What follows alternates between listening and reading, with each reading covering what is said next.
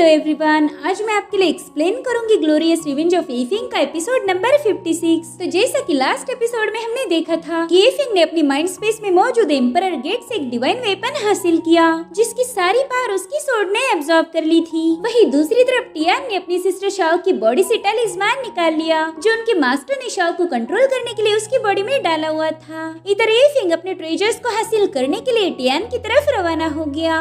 अब आगे तो एपिसोड की शुरुआत में हमें डाइजियांग सिटी दिखाई जाती है, जहाँ पर शाओलिंग स्ट्रीट फूड के मजे ले रही थी। वो नानगोंग लिंग को भी डेलिकेसीज ऑफर करती है, मगर लिन तो बहुत गुस्से में थी। वो कहती है कि तुम तो घर से बड़ी जल्दी में निकली थी, ये कहती हुई कि मुझे तो एफिंग को ढूंढना है, मगर अभी तक तुम उसे ढूंढ नहीं पाई। मुझे तो लग रहा कि तुम एफिंग को ढूंढने में जरा भी इंटरेस्टेड नहीं हो, तुम्हें तो बस इस ट्रिप के मजे लेने हैं। जिस पर शाओलिंग कहती ना ऐसा तो बिल्कुल नहीं है, देखो हम जिस एरिया में भी जा रहे हैं मैं एकदम से इसे चेक कर रही हूँ, और वाकई ये साउथ रीजन तो बड़ा ही प्यारा है। यहाँ पर कई सारी काम की चीजें हैं, खाने की चीजों के साथ साथ हमें यहाँ पर ढेर सारे स्पिरिचुअल आर्टिफैक्ट भी देखने को मिलते हैं। तो अगर हम इस रीजन को अच्छे से एक्सप्लोर करें तो हम एफिंग को जरूर से ढूंढ पाएंगे। नानगोंग लिन कह रही थी कि बस अब झूठ बोलना बंद करो, तुम्हारी बेवकूफी की वजह से थोड़ी देर पहले तुम ऑलमोस्ट किडनैप हो गई थी, और वो भी किसके हाथों? एक ड्रग डीलर के हाथों। तो शाओलिंग कहती है, इसमें मेरी क्या गलती है? उस बंदे ने कहा था कि वो एफिंग नाम के अल्केमिस्ट को जानता है,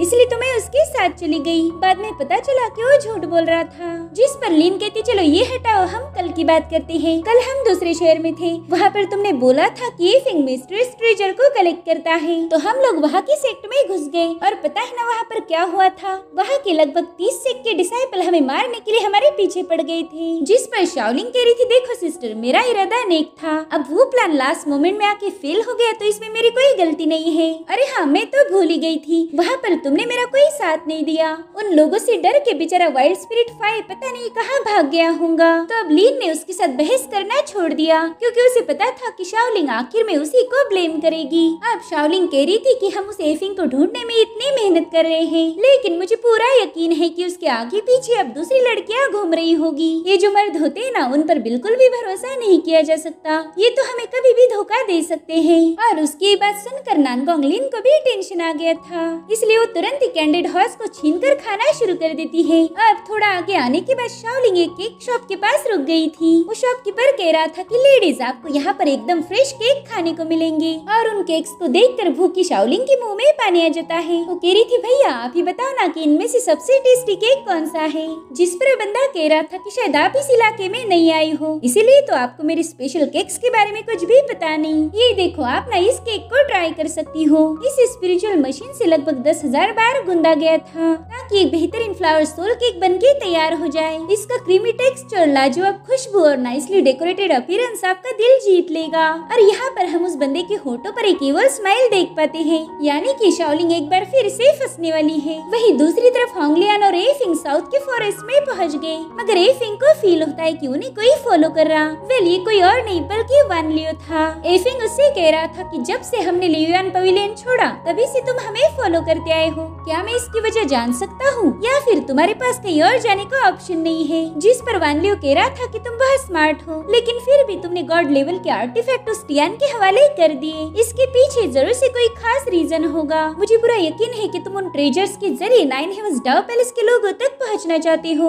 और मैं भी उन्हें कैप्चर करना चाहता हूँ, ताकि साइलेंस ऑफ सोलनेस को हासिल कर पाऊँ। गाइस, ये साइलेंस ऑफ सोलनेस और कोई नहीं बल्कि लिन शाओ है, जो कि रियल में गॉड लेवल की स्पिरिचुअल वेपन है। तो बेफिंग उससे कह रहा था कि भाई, मैं ले जाने को तो तुझे साथ में ले जा सकता हूँ, मगर इसमें मेरा क्या फायदा होगा? तो वान लियो कह रहा था कि अगर मैं लिन शाओ को वापस ला पाया तो फिर ना मैं अपनी जान पे खेल के। तभी एफिंग कहते हो, भाई जरा रुक जा, तेरे मुंह से ऐसी सी बातें सुन के मेरे कान में दर्द होता है। तू मेरे साथ चल सकता है, और हाँ, तुझे मेरे लिए जान देने की कोई जरूरत नहीं, बस तुम खुद की जान का ध्यान रखना। जिसके बाद हमें स्टोन चेम्बर में मौजूद अंडरग्राउंड पैलेस दिखाया जाता है, जहाँ पर एक बंदा भागते हुए आके गिर गया था। वो कहता है कि सीनियर टियान ने आप तक ये ट्रेजर पहुँचाने के लिए मुझे बताया था। तो वहाँ मौजूद लॉर्ड तुरंत ही उस बॉक्स को कलेक्ट कर लेता है। वो पूछता है कि तुम इतने घबराए हुए क्यों हो? तो बंदा बता रहा था कि सीनियर कोई मुझे मारना चाहता है, और तभी वहाँ की दीवार तोड़ते हुए वान लियो एफिंग को लेकर वहाँ पर पहुँच गया। वो लॉर्ड इनसे पूछ रहा था कि तुम लोग कौन हो और मेरे पैलेस में कैसे घुस गए? जिस पर एफिंग कह रहा था, अरे यार हद करते हो, मेरे अलावा इतनी हिम्मत किस में होगी?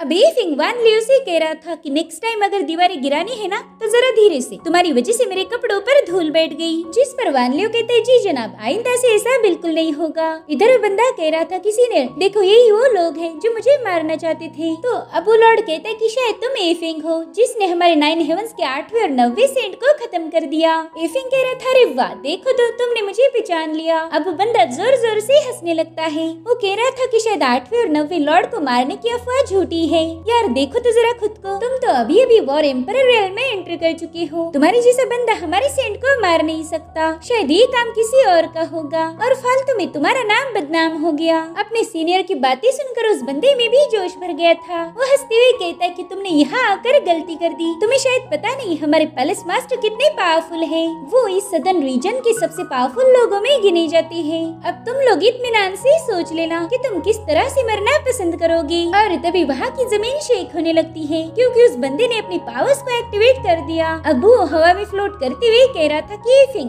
आज मैं तुझे दिखा दूंगा कि मैं कितना ज्यादा ताकतवर हूँ। एफिंग भी गौर से देख रहा था कि आखिर ये बंदा करना क्या चाह रहा। और तभी वो बंदा अपने तख्त के नीचे से एक सीक्रेट डोर को ओपन करता है। उसने तुरंत ही उसमें जंप लगा दी थी, यानी कि वो एफिंग को उल्लू बनाकर वहाँ से भाग गया। और वहीं पर उसका सर्वेंट एम्बैरस होके हंसने लगता है क्योंकि उसके मालिक ने तो उसकी नाक कटा दी थी। इधर वो बंदा बड़ी ही तेजी से भाग रहा था। वो चिल्लाते हुए अपने एल्डर को याद करता है। वो कह रहा था कि प्लीज मेरी जान बचा लीजिए, एफिंग मेरे पीछे पड़ा है। एफिंग को तो गॉड ऑफ स्लॉटर का दर्जा दिया गया है और ये बेवकूफ सर्वेंट उस खतरनाक बंदे को मेरे पास लेके आया। साथ ही इस लॉर्ड के पास सीड ऑफ नॉलेज का बॉक्स भी था। मगर तभी होंगलियन वहाँ का छत तोड़ते हुए इसके सामने कूद जाती है। उसने आते ही एक फ्लाइंग किक मार के उस बंदे को दूर फेंक दिया। मगर वहाँ का धुआं छटने के बाद ये लोग देखते कि वो तो वहाँ से भी गायब है। इधर वो बंदा पैलेस की टेलीपोर्टेशन साइट पर पहुँच गया था। वो जल्दी से उस डायस को एक्टिवेट करके ट्रेजर को टेलीपोर्ट करना शुरू कर देता है। लेकिन तब तक वहाँ पर वान लियो आ गया था,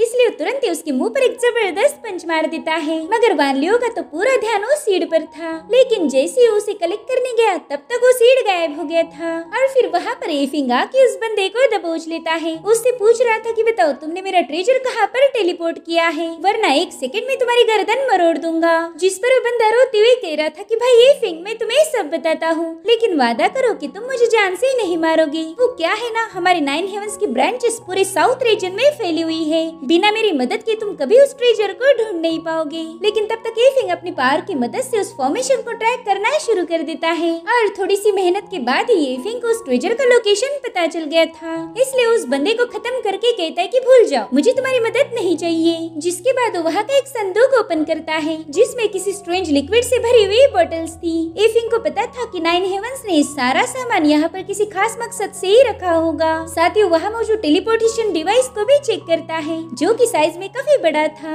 वान लियो कह रहा था भाई शायद इसे किसी खास मटेरियल से बनाया होगा। इस डिवाइस की मदद से हम 9 हेवंस की काफी सारे राज जान सकते हैं। जिस पर एफिंग भी अग्री था। वो कहता है कि अब ये सब मैं तुम पर छोड़ रहा हूँ, तुम चेक करो कि इससे तुम 9 हेवंस के कौन से सीक्रेट्स को पता कर सकते हो। और अब हमें इस अंडरग्राउंड पैलेस का 5th लॉर्ड दिखाया जाता है जिसके पास वो ट्रेजर डिलीवर्ड हो गया था। वो बंदा बता रहा था कि हमारे सेंट टियान और उसकी बहन शाओ ने ये ट्रेजर एफिंग से छीन लिया था और अब एफिंग इसे वापस पाना चाहता है। उसने हमारे कई सारे सेंट्स को खत्म किया है। वो लॉर्ड उस सीड ऑफ नॉलेज को चेक करते हुए कह रहा था कि टियान और शाओ कहाँ पर है। वो तो इस ट्रेजर को लेके खुद मेरे पास आने वाले थे। जिस पर वो बंदा बताता है कि वो दोनों भी एफिंग के साथ फाइट करते हुए घायल हो गए। फिलहाल वो हीलिंग प्रोसेस में है। ये सुनकर वो लॉर्ड कहता है कि मेरे प्यारे बच्चों को चोट लग गई, खैर उन्हें हीलिंग करने पर फोकस करने दो, तब तक कोई भी उन्हें डिस्टर्ब मत करना।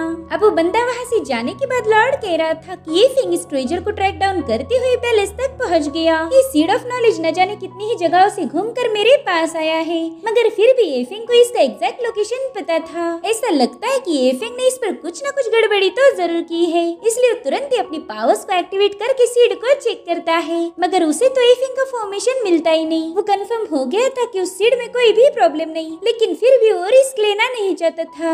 जिसके बाद उस लॉर्ड ने तुरंत ही सीड ऑफ नॉलेज को सील कर दिया। इधर एफिंग अचानक से रुक गया क्योंकि अब वो सीड ऑफ नॉलेज को सेंस नहीं कर पा रहा था। वो होंगलियन को बताता है कि शायद किसी को पता चल चुका है कि मैंने उसमें फॉर्मेशन लगाया हुआ था, इसीलिए उस बंदे ने सीड ऑफ नॉलेज को सील कर दिया है। पता नहीं अब मैं उस ट्रेजर को कैसे ढूंढ पाऊंगा। और इसी के साथ ये एपिसोड यहीं पर एंड हो जाता है। Thank you so much for watching. Bye bye, take care.